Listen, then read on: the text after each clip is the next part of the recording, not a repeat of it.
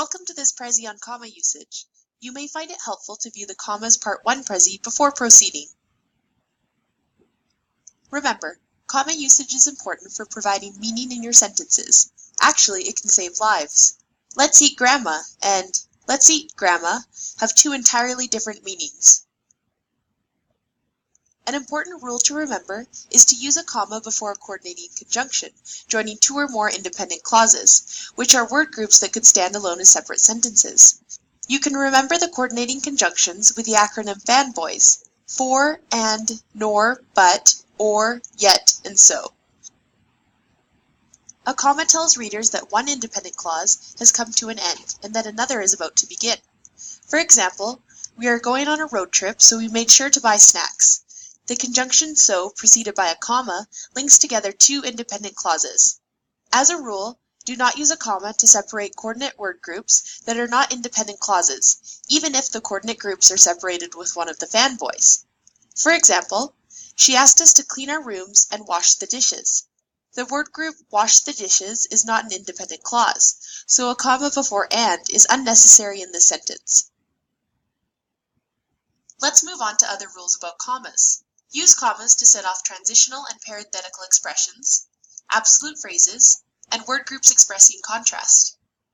Transitional expressions link sentences or parts of sentences. When a transitional expression appears at the beginning of a sentence, it is set off with a comma. For example, furthermore, I consider Jane Austen to be one of the most influential female writers in history. Sometimes transitional expressions appear in the middle of an independent clause and must be set off with commas. Here's an example. Austen's novels have created enormous commercial success. Pride and Prejudice, for example, generated over $125 million in box office sales. For information on the appropriate use of conjunctive adverbs and semicolons, please take a look at the Prezi on colons and semicolons. Expressions that provide only supplemental or parenthetical information should be set off with commas. For example, language, as far as we know, has been around for hundreds of thousands of years. An absolute phrase, which modifies the whole sentence, usually consists of a noun followed by a participle or a participle phrase. Absolute phrases can appear at the beginning or at the end of sentences. When an absolute phrase appears, it should be set off with a comma. For example, with the snowpack reaching 50 centimeters, we were able to go snowboarding for a whole weekend. Sharp contrasts beginning with words such as not, never, and unlike are set off with commas. For example, unlike Jack, Sarah loved going to the movies. Sarah, not Jack, won the best essay competition.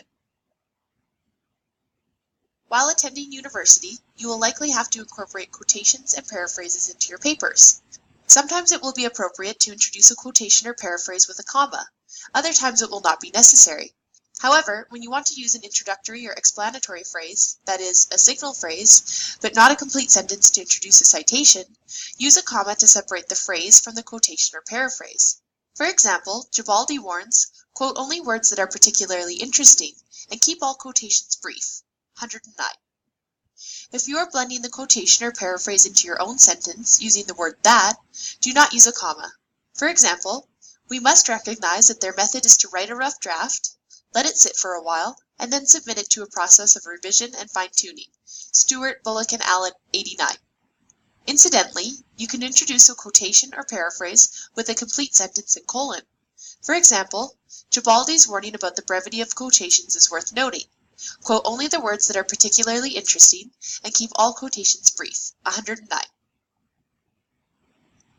Let's look at some of the most common errors of comma usage. Do not use a comma to separate a verb from its subject or object. Keep in mind that a sentence should flow from subject to verb to object without unnecessary pauses. For example, libraries that provide e-book borrowing services are becoming popular. It would be inappropriate for a comma to separate the subject, libraries, from the verb, are becoming. In most cases, do not use a comma before the first or after the last item in a series. As mentioned in the Commas Part 1 Prezi, commas are required between items in a series, but do not place them before or after the whole series.